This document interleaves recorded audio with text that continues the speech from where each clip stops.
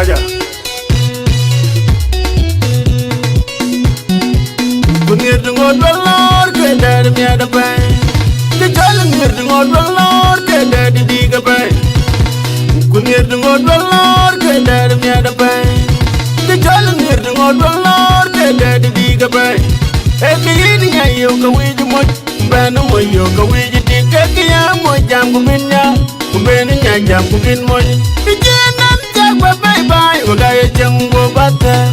Untung deng winter, kulunaro winter, wenedun waringon, edun bel warangon, injirun dobiga dia kemoja ben jam duru, kubeni tik jam duru, kegian lainnya,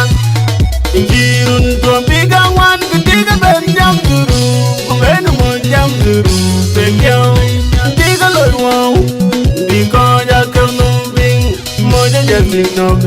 bikoja kenumbing. Na leg moy wa karini nyin bay ko ju the dog bay ko do ting bay panen na leg ti wa karini nyin bay ko ju the dog bay ko do kala bay panen kuna yan kanyar ko baga chung chung dun war ngod lor na yan kanyar ko baga chung chung dun war ngod lor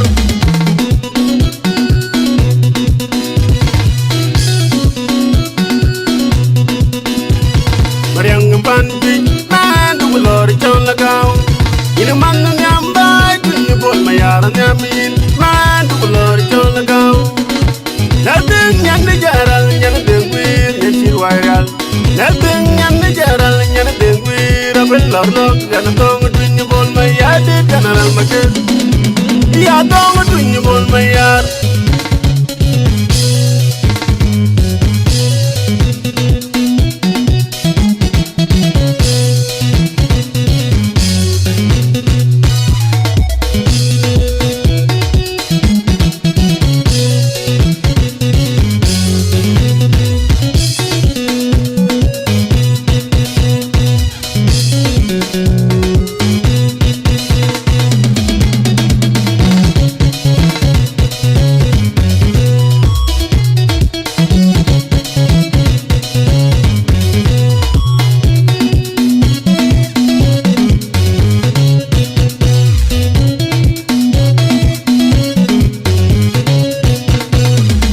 lor ke dar mi ada pai